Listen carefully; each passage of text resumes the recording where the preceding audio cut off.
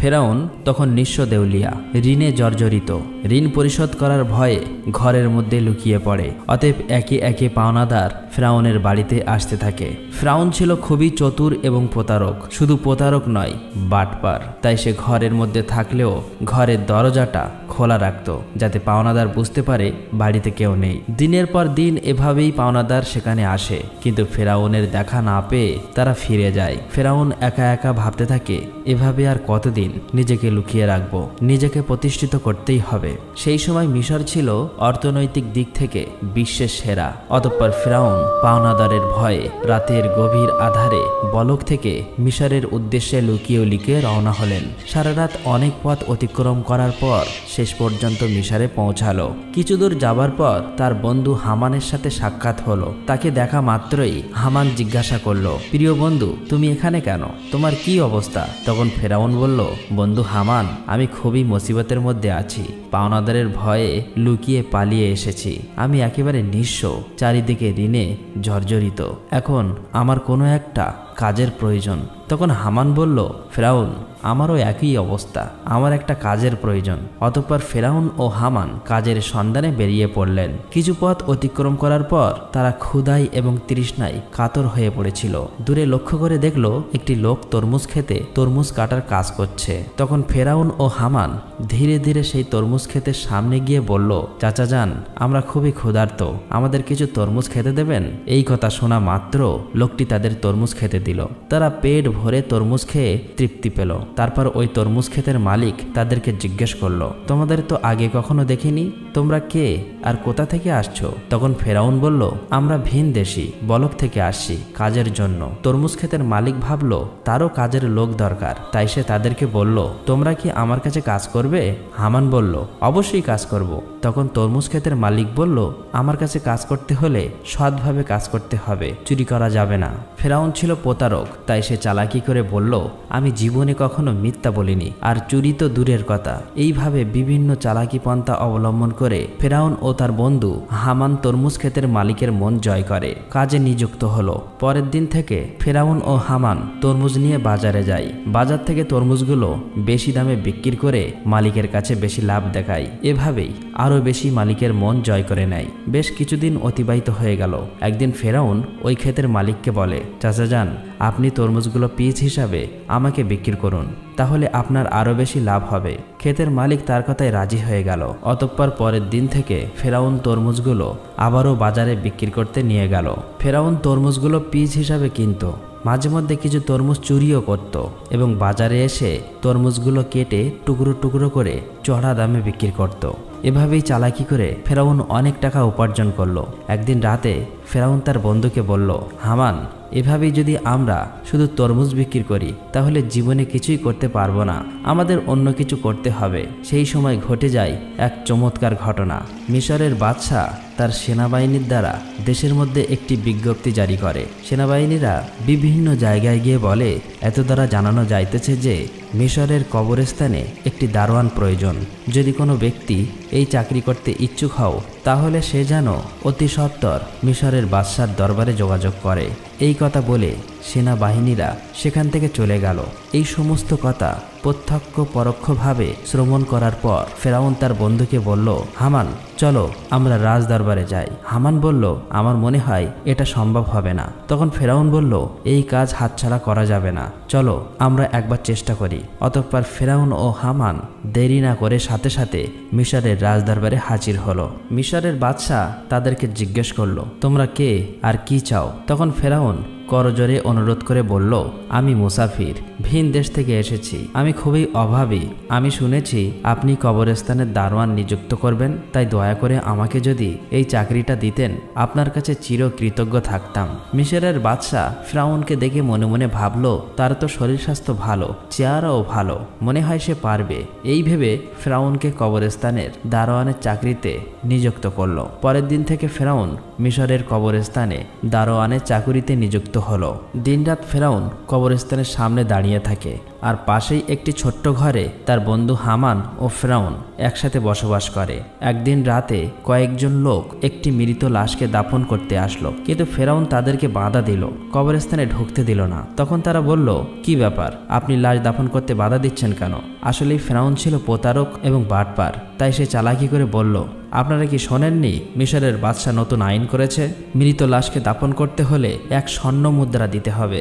এই লোকগুলো ফেরাউনের কথা বিশ্বাস করে নেয় এবং তাকে 1 মুদ্রা দিয়ে লাশ দাফন করে। এভাবেই প্রচার হয়ে যায় যে একটি লাশ দাফন করতে হলে 1 স্বর্ণ মুদ্রা দিতে হবে। এভাবেই ফেরাউন প্রতারণা করে অনেক টাকা উপার্জন করে।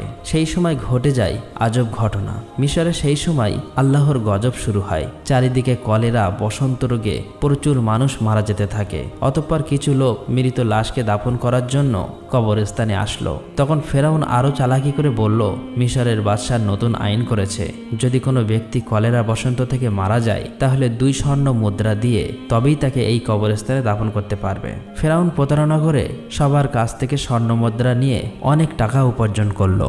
এভাবেই সেই বছর অতিবাহিত হয়ে গেল। এরপর ফেরাউন তার বন্ধুকে বলল, হামান, এই দেখো 2 বস্তা টাকা উপার্জন করেছি, কিন্তু এগুলো আমরা মিশরের বাদশার নিকট নিয়ে যাব। এই কথা শুনে হামান যেন চমকে গেল। সে বলল, ফেরাউন, তোমার কি মাথা খারাপ হয়ে গিয়েছে? যে টাকার জন্য এত কষ্ট করলে, সবার থেকে প্রতারণা করলে, আর শেষ পর্যন্ত কিনা সেই টাকাগুলো বাদশাকে দিয়ে দেবে? ফেরাউন বলল, হামান, ধৈর্য ধরো, আমার বুদ্ধি ক্রমশ প্রকাশ পাবে। অতঃপর সে দেরি না করে পরের দিন ফেরাউন ও হামান 2 বস্তা স্বর্ণ মুদ্রা নিয়ে মিশরের বাদশার দরবারে হাজির হলো। মিশরের বাদশা তাদেরকে জিজ্ঞেস করলো, কি ব্যাপার, তুমি বস্তা নিয়ে রাজদরবারে এসেছো কেন? তখন ফেরাউন বলল, জাহাপনা, আমি 2 বস্তা স্বর্ণ মুদ্রা নিয়ে এসেছি। এই কথা শুনে বাদশার মন্ত্রী তাদেরকে ধমক দিয়ে বলল, তোমার সাহস দেখে আমি আশ্চর্য হয়ে যাচ্ছি যে তুমি মিশরের বাদশার সামনে দাঁড়িয়ে টাকার বড়াই দেখাচ্ছ। তখন মিশরের বাদশা বলল, এত স্বর্ণ মুদ্রা তুমি কোথায় পেলে, আর এটা নিয়ে এসেছো কেন? তখন ফেরাউন বলল, জাহাপনা, যারা মৃত লাশকে দাফন করতে আসতো তাদের কাছ থেকে আমি 1 স্বর্ণ মুদ্রা নিতাম। তাছাড়া এতে আমার বেতনের টাকা আছে। আমার মূল উদ্দেশ্য হলো মিশরে গত 2 বছর যে সকল গরিব মানুষ খাজনা দিতে পারেনি তাদের পক্ষ থেকে আমি স্বর্ণের মুদ্রাগুলি আপনাকে দিলাম, আপনি তাদের খাজনা মাফ করে দিন। এমন কথা শুনে সেখানে থাকা সমস্ত লোক আশ্চর্য হয়ে গেল। মিশরের বাদশা তার এই কর্মকাণ্ড দেখে আকর্ষিত হলো এবং তার প্রতি বিশেষ দৃষ্টি আকর্ষণ করলো। পরের দিন থেকে সারা মিশরে প্রচার হয়ে গেল যে একজন কবরস্থানের দারোয়ান মিশরের গরিব মানুষের 2 বছরের খাজনা মিটিয়ে দিয়েছে। সমস্ত মিশরের লোক বলতে লাগলো, এমন ভালো মানুষ সারা মিশরে দ্বিতীয়টি দেখা যায় না। ওই ব্যক্তিটি কবরস্থানের দারোয়ান না হয়ে যদি আমাদের দেশের বাদশা হতো তাহলে কতই না সুখী হতাম। এভাবেই প্রথমে মিশরের বাদশা, তারপর মিশরের মানুষের মন জয় করে নিল। অতঃপর অনেক দিন অতিবাহিত হয়ে গেল। একদিন মিশরের বাদশা বার্ধক্যজনিত কারণে ইন্তেকাল করলেন। তখন চারিদিকে সবাই চিন্তিত হয়ে পড়ল, কি হবে দ্বিতীয় রামেসিস, মিশরের বাদশা। কয়েকদিন পর রাজ দরবারে একটি জরুরি মিটিংয়ের আয়োজন করা হলো। সেখানে থাকা বিশিষ্ট জ্ঞানী ব্যক্তিদের মধ্য থেকে একজন বলল, এইভাবে তো আর মিশরের বাদশার আসন খালি রাখা যাবে না। কি হবে মিশরের বাদশা, আপনারা সবাই আলোচনা করে বলুন। তখন সেখানে থাকা একজন বলল, হুজুর, আমাদের মনে হয় যে ছেলেটি কবরস্থানের দারোয়ান অর্থাৎ ফেরাউন, তার যেমন স্বাস্থ্য তেমন প্রখর বুদ্ধি, তাছাড়া সে তো খুবই ভালো, জনগণের কথাও ভাবে, আমাদের মনে হয় তাকে বাদশা করা উচিত। তখন সে বিশিষ্ট জ্ঞানী ব্যক্তিটি বলল, ঠিক আছে, তবে তাই হোক। সবার অনুমতিতে ফেরাউন হলো মিশরের বাদশা। যে লোকটি একদিন তরমুজ বিক্রি করত, কবরস্থানের দারোয়ান ছিল, ভাগ্যের পরিবর্তনে আজ সে সমগ্র মিশরের বাদশা। আসলে ফেরাউন যে কত নিকৃষ্ট মানুষ ছিল তা কারো জানা ছিল না। এদিকে ফেরাউন মিশরের বাদশা হবার পরে আবারও বিভিন্ন চালাকি ও প্রতারণা করে তার বন্ধু হামানকে মন্ত্রী বানিয়ে দেয়। একদিন ফেরাউন রাজদরবারে বসেছিল। তিনি হঠাৎ করে ঘোষণা করলেন, সমগ্র মিশরে গত 1 বছরে কোনো মানুষের খাজনা দিতে হবে না। এই সমস্ত খাজনা ফেরাউনের তরফ থেকে মাফ করা হবে। এই খবর পেয়ে সমগ্র বিশ্বের সাধারণ গরিব মানুষ ভীষণ খুশি হলো। অতঃপর ফেরাউন ও হামান ছাড়া যখন কেউ ছিল না, তখন হামান বলল, বন্ধু ফেরাউন, এভাবে যদি সমস্ত খাজনা মাফ করে দাও তাহলে বাদশাহী চলবে কিভাবে? ফেরাউন বলল, হামান, ধৈর্য ধরো, এরপর আমি এমন বুদ্ধি করব যে সারা জীবন আমরাই হব সমগ্র বিশ্বের বাদশা। এমন কোনো শক্তি নেই যে আমাদেরকে হারাতে পারবে, তার জন্য বুদ্ধির প্রয়োজন। এই কথা বলে তারা দুজনে একে একে চলে গেল। পরের দিন থেকে সারা মিশরে ফেরাউনের নাম আলোচিত হতে লাগলো। এই সময় হামান ফেরাউনকে ডেকে বলল, বন্ধু ফেরাউন, তুমি যদি সারা জীবন বাদশা থাকতে চাও তাহলে কিছু কাজ অবশ্যই প্রয়োজন। তখন ফেরাউন বলল, কি সেই কাজ? এরপর হামান একে একে সব বলে দিল। অতঃপর ফেরাউন রাজদরবারে একটি জরুরি মিটিংয়ের আয়োজন করলো। তখন ফেরাউন বলল, আজ থেকে সারা মিশরে কোনো শিক্ষা ব্যবস্থা থাকবে না, সমস্ত পাঠশালা বন্ধ করে দেওয়া হবে। ফেরাউন রাজকীয় ফরমান জারি করল, মিশরের কোনো ব্যক্তি শিক্ষা নিতে এবং দিতে পারবে না। যদি কোনো ব্যক্তি এই হুকুম অমান্য করে তাহলে তাকে হত্যা করা হবে। সারা মিশরে যারা ছোট ছোট পাথরের মূর্তি বানিয়ে পূজা করে সেগুলি যেন ভেঙে দিয়ে ফেরাউনের মূর্তি পূজা করে। এইভাবে অল্প দিনের মধ্যে ফেরাউনের কথায় ভীত হয়ে লেখাপড়া বন্ধ করে দেয় এবং সমগ্র মিশরের মানুষ আল্লাহর কথা ভুলে গিয়ে মূর্খ অজ্ঞতা হয়ে পড়ে। মানুষ সম্পূর্ণরূপে চতুষ্পদ জন্তুর মতো হয়ে পড়ল। এরপর ফেরাউন ব্যাপক অহংকারী হয়ে গেল। নিজেকে এত বড় মনে করতে লাগলো যে অহংকারে পরিপূর্ণ হয়ে নিজেকে খোদা দাবি করল। দিনের পর দিন জনগণের উপর খাজনার পরিমাণ বাড়িয়ে দিল। অন্যায় অত্যাচার বেড়ে গেল। একাকী ফেরাউন সারা মিশরে শাসন কার্য চালাতে লাগলো। সুদ, ঘুষ, জেনা, ব্যভিচারের পরিমাণ বেড়ে গেল।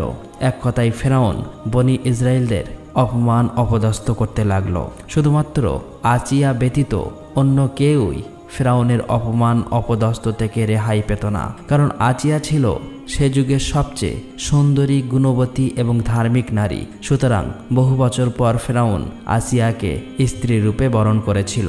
একদা আসিয়া তার নিজ কক্ষে বসেছিলেন। মনে মনে ভাবতে লাগলো, যেভাবে স্বামী ফেরাউন দেশের জনগণকে অন্যায়ভাবে অত্যাচার করছে, নিজেকে খোদা বলে দাবি করছে, তাতে নিজে তো আল্লাহর গজবে পতিত হবেই এবং দেশের সমস্ত মানুষকে ধ্বংস করবে। ঠিক ওই সময় ফেরাউন সেই কক্ষে প্রবেশ করল এবং বলল, আসিয়া, তোমাকে এমন চিন্তিত দেখাচ্ছে কেন? তখন আসিয়া বলল, প্রিয় স্বামী, আপনি নিশ্চয়ই জানেন যে এই পৃথিবী, চন্দ্র, সূর্য, আসমান, জমিন সবকিছুই সেই মহান আল্লাহ তাআলা সৃষ্টি করেছেন। সুতরাং মানুষ যতই ক্ষমতা লাভ করুক না কেন, একটি ছোট্ট পতঙ্গ সৃষ্টি করতে পারে না। মানুষ মরণশীল, একদিন সবাইকে পৃথিবী ছেড়ে চলে যেতে হবে। তাই আপনি নিজেকে খোদা দাবি বন্ধ করুন এবং আল্লাহর পথে ফিরে আসুন। এই কথা শোনা মাত্রই ফেরাউন খুবই রাগান্বিত হয়ে ধমক দিয়ে আসিয়াকে বলল, আসিয়া, এই কথা যদি অন্য কেউ বলতো তাহলে তাকে আমি হত্যা করতাম। সবাই যেমন আমাকে খোদা মেনে নিয়েছে, তুমিও আমাকে খোদা বলে মেনে নাও, নয়তো তোমার অবস্থা তাদের মতোই হবে। এই কথা বলে ফেরাউন সেখান থেকে চলে গেল। এদিকে আসিয়া খুব চিন্তিত হয়ে পড়ল, কেননা তার কিছুই করার ছিল না। চোখ দিয়ে শুধু অশ্রু ঝরতে লাগলো। এভাবেই বহুদিন অতিবাহিত হয়ে গেল।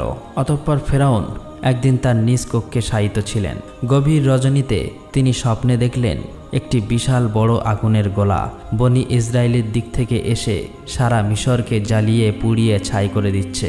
অথচ বনি ইসরায়েলদের কিছুই হয়নি।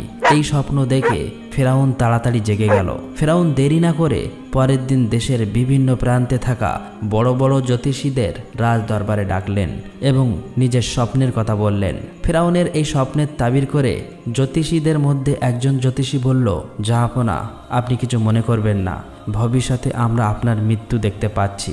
আপনি বেশি দিন মিশরের বাদশা থাকতে পারবেন না, আপনার ক্ষমতা চূর্ণ বিচূর্ণ হয়ে যাবে।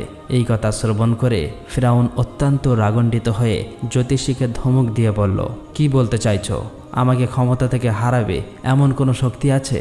তখন জ্যোতিষী বলল, বনি ইসরায়েলদের মধ্য হতে মুসা নামক একটি ছেলে আপনার ক্ষমতা শেষ করে দেবে। এই কথা বলে তারা সেখান থেকে চলে গেল। কিছুদিন পর ফেরাউন হামানকে বলল, সারা মিশরে যে ঘরে শিশুপুত্র সন্তান থাকবে তুমি সৈন্য বাহিনী নিয়ে তাদেরকে হত্যা করো। ফেরাউনের কথা মতো হামান সেনাবাহিনী নিয়ে মিশরের প্রতিটি বাড়িতে তল্লাশি করে পুত্র সন্তানদের হত্যা করতে লাগলো। তাফসীর কারকদের মতে এভাবেই যখন প্রায় ৮০,০০০ পুত্র সন্তান হত্যা করা শেষ হলো, তখন ফেরাউন আবারও মিশরের সবচেয়ে বড় বড় জ্যোতিষীদের গণনার জন্য আনা হলো। অতঃপর জ্যোতিষীরা তখন বলল, জাহাপনা, আমরা গণনা করে দেখতে পাচ্ছি আপনি যতগুলো পুত্র সন্তান হত্যা করেছেন তার মধ্যে মোসা নামক সেই ছেলেটি নেই। তখন ফেরাউন বলল, ভালো করে গণনা করো। এবার জ্যোতিষীরা বলল, জাহাপনা, আমরা গণনা করে দেখতে পাচ্ছি আপনি যতই তাকে হত্যা করার চেষ্টা করেন না কেন তাকে হত্যা করতে পারবে না। মূসা নামক সেই ছেলেটি আপনার ক্ষমতা চূর্ণ বিচূর্ণ করে দেবে, আর সেই ছেলেটি এখন শিশু। এই কথা শোনা মাত্রই ফেরাউন আরও রাগান্বিত হলো এবং সাথে সাথে হুকুম করলো, তোমরা প্রতিটি বাড়িতে গিয়ে তল্লাশি করো, যে ঘরে মূসা থাকুক না কেন তাকে হত্যা করো। এই খবর সারা মিশরে ছড়িয়ে পড়ল।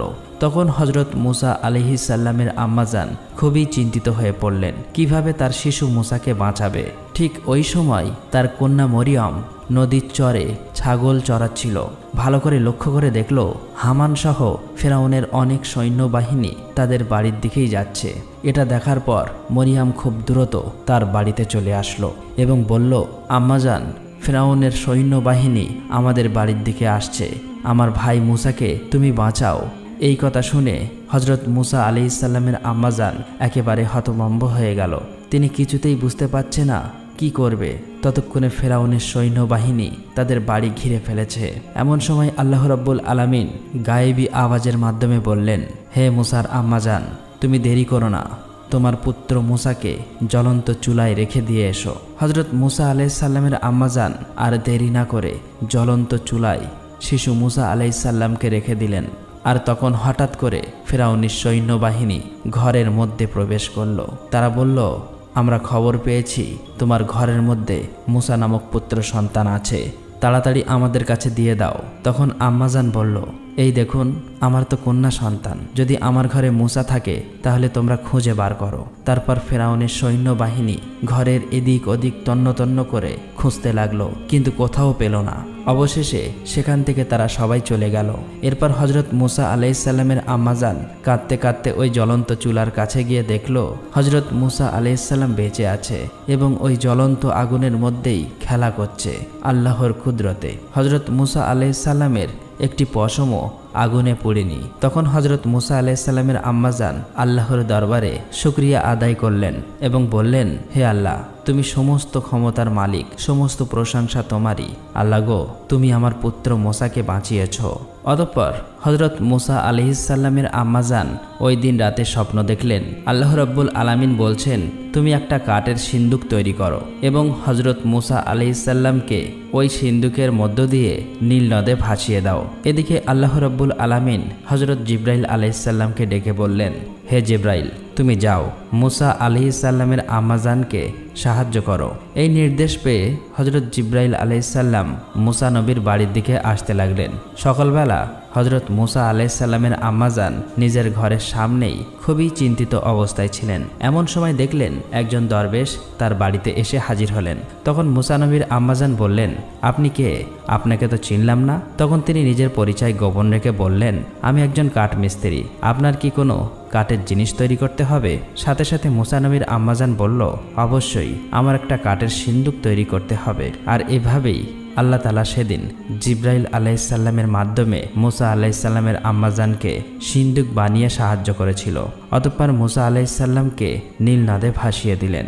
আল্লাহর কি কুদরত! নীল নদের স্রোত যেদিকে যায় হজরত মূসা আলাইহিস সালামের কাঠের সিন্দুক ওই স্রোতের উল্টো দিকে যায়। এইভাবে ভাসতে ভাসতে হজরত মূসা আলাইহিস সালামের এই কাঠের সিন্দুক ফেরাউনের রাজদরবারের কাছে গিয়ে পৌঁছালো। সেখানে উপস্থিত ছিল ফেরাউন এবং তার স্ত্রী মা আসিয়া এবং দাসদাসী। সিন্দুকটি দেখা মাত্র মা আসিয়া এগিয়ে এলো। মা আসিয়া সিন্দুকটি খুলে দেখল একটি ফুটফুটে কচি শিশু, তার ললাটে যেন নূরের আলো চমকাচ্ছে। এত সুন্দর শিশু সে জীবনে কখনোই দেখেনি। তাই দেরি না করে মা আসিয়া মূসা আলাইহিস সালামকে কোলে তুলে নিল এবং ফেরাউনের কাছে গিয়ে বলল, দেখুন কত সুন্দর শিশু, এই শিশুটিকে আমি লালন পালন করব। এটা শুনে ফেরাউন বলল, না, এই শিশুই হয়তো আমাদের শত্রু হবে। এটাই বনি ইসরাইলদের মধ্যে থেকে কোনো এক শিশু হতে পারে, একে আমি হত্যা করব। তখন মা আসিয়া বলল, কি বলছেন? এটা যদি বনি ইসরাইলদের কোনো শিশু হতো তাহলে নদীর স্রোতে উল্টো দিকে কিভাবে আসলো? এটা তো ওই দিকে যাওয়ার কথা ছিল। এই যুক্তি শুনে ফেরাউন আর কিছু বলল না, শুধু বললেন, ঠিক আছে, তুমি এই শিশুকে লালন পালন করতে পারো। অতঃপর মা আসিয়া হজরত মূসা আলাইহিস সালামকে নিয়ে রাজ দরবারে প্রবেশ করলেন। ফেরাউন যখন মুসা আলাইসাল্লামকে কোলে তুলে নিল এবং নিজের সন্তান রূপে আদর করার জন্য চুম্বন দিতে যাবে, এমন সময় হজরত মুসা আলাইসাল্লাম আল্লাহর হুকুমে ওই কচি শিশু হাতে এত জোরে ফেরাউনকে চড় মারল যেন রাজদরবার কেঁপে গেল। মনে হলো যেন ভূমিকম্প শুরু হয়ে গেছে। তখন ফেরাউনের মনে সন্দেহ প্রকাশ পেল। মনে মনে বলতে লাগলো, নিশ্চয়ই এই শিশু কোনো সাধারণ শিশু নয়, একে পরীক্ষা করতে হবে। তখন ফেরাউন একজনকে বলল, যাও কিছুটা স্বর্ণ আনো আর তার সাথে আগুন নিয়ে এসো, এই শিশুকে পরীক্ষা করব। এটা শুনে সেখানে থাকা উপস্থিত সবাই হতবাক হয়ে গেল। এই লোকটি যখন আগুন আর স্বর্ণ নিয়ে আসলো, ঠিক ওই সময় আল্লাহ রব্বুল আলামিন হজরত জিব্রাইল আলাইসাল্লামের মাধ্যমে হজরত মুসা আলাইসাল্লামের হাত আগুনের দিকে ঘুরিয়ে দিল আর মুসা আলাইসাল্লাম চিৎকার করে কাঁদতে লাগলো। তখন আসিয়া বলল, আপনার মতো কঠিন হৃদয় এবং নিষ্ঠুর এই পৃথিবীতে আর কেউ নেই। এই কচি শিশু কি আগুন এবং স্বর্ণের কোনো পার্থক্য জানে? অতঃপর ফেরাউনের মনে সন্দেহ মুছে গেল আর এইভাবে হজরত মুসা আলাইসাল্লাম ফেরাউনের বাড়িতেই বড় হতে লাগলো। প্রিয় দর্শক, আজকের ভিডিও এখানেই শেষ। আসসালামু আলাইকুম, সবাই ভালো থাকবেন।